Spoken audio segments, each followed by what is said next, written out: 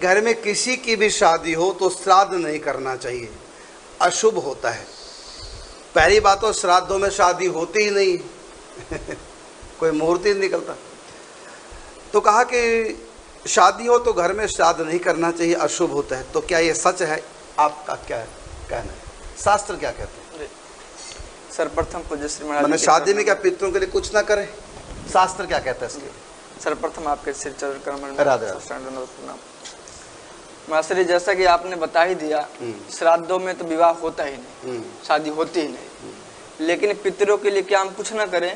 हाँ, महाराज जी बिल्कुल जी, शास्त्रों में आज्ञा है। इनका शायद मतलब होगा कि एक और बात भी इसमें कहते हैं, एक साल तक, जैसे हमने शादी करी चाहे दिसंबर जनवरी में करी हो, तो एक साल तक जो बीच में श्राद्ध आते हैं वो श्राद्ध नहीं करते ये लोग। श्राद्ध तो करना ही है। आज ये करते नहीं ना, यही बात भी मैं थोड़ा उसमें और जोड़ देता हूँ। कई लोग नहीं करते कि इस पर हमने शादी करी हुई है बिटिया की, ये बेटे की, तो श्राद्ध नहीं करते। देखिए शादी है, मैंने इस साल शादी की साल श्राद्ध नहीं करेंगे। इनका मतलब ये हुआ कि शादी शुभ काम है जी जी, और श्राद्ध अशुभ मरों के लिए, वो अशुभ हो गया।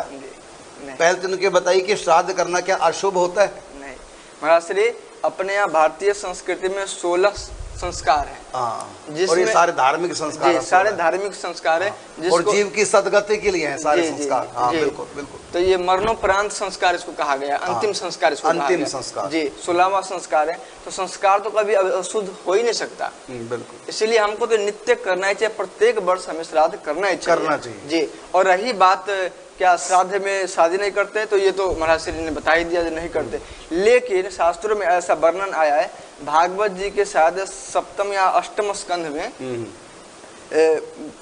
युधिष्ठिर जी को बता रहे हैं, ऐसा देवर्षि नारद बता रहे हैं। तो उसमें कह रहे हैं जब प्रत्येक शुभ कार्य करने से पहले अपने पितरों को खुश करना परम आवश्यक है। ये तो 7वें स्कंद में जो जी नारद जी कथा सुना रहे हैं युधिष्ठिर को। जी जी जी जी। तो उसमें क्या, उसमें गृहस्थ आश्रम का पूरा वर्णन है। तो उसमें श्राद्ध का वर्णन पूरा एक अध्याय में है। अच्छा जी।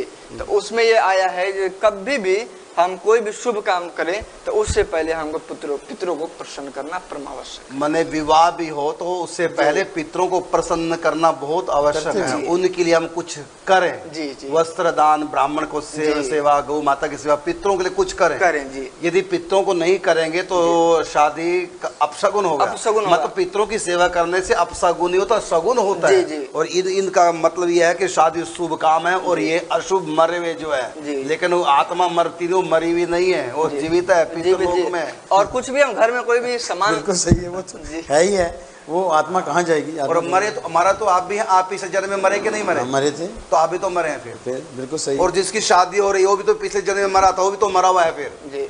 और महाश्री कुछ भी हम घर में सामान लाते हैं तो उससे पहले पितरों के लिए भी साथ मिलाना चाहिए। और उनके निमित्त से अर्पण करके किसी गरीब आदि को बांट देना चाहिए। गौ माता को दें, गरीब को दें, ब्राह्मण को दें। जी, वस्त्र जैसे आ गया तो किसी गरीब को हम बांट दें उनके नाम से। देखो हमारे शास्त्र में कितनी अच्छी बात बताइए कि जब भी घर का राशन या कुछ लेके आए तो साथ में पितरों के नाम से पहले बहुत बड़ी बात, मेरे को आज पहली बार ये मेरे को सुनने। इसलिए हमारे यहाँ गौग्रास निकालते हैं सबसे पहले, गौग्रास निकालते हैं, उससे सब देवता पितर सब प्रसन्न होते हैं। मैंने सबसे पहले उन्हीं को खिलाएं। देख लो, हर रोज की पूजा है। सबको खिलाकर देकर जो बचता है वो अमृत भोजन है, उससे मन पवित्र होता है। और बिना निकाले जो स्वयं खा लेते हैं वो पाप खा रहे हैं, गीता में कहा है। देख लो, हर रोज का, हर पहले भोजन का, हर सिस्टम का पहले पितरों को ही मनाया जाता है। तो विवाह में भी पहले पितरों को मनाओ, पहले पितरों के लिए वस्त्र, अनाज कुछ उठा के रखा जाता है, रखा जाता है, उसको उठोना कहते हैं। बिल्कुल रखते हैं, एक डोला सा बनाते हैं, कुछ डालते हैं सामान पितरों के लिए, उसमें डालते हैं। अच्छा, कई लोगों ने तो एक गैया पाल रखी है पितरों को, उसका दूध बेचते भी नहीं हमारे, उसका कुछ दूध कभी नहीं बेचते। हमारे यहाँ माता जी दूध निकालती ना, पहली धार धरती पे छोड़ती, कहते हैं पितरों के लिए। देख लो जी, दूध में भी सबसे पहली धार धरती, बाल्टी में नहीं धरती पे छोड़ती थी ऐसे, और कहती है पितरों के लिए पियो। अमृत बना के कुछ भी लेना है गीता का जो सिद्धांत। बिल्कुल, शादी में पितरों को मनाना चाहिए, पितरों के लिए कुछ ना कुछ करना ही चाहिए।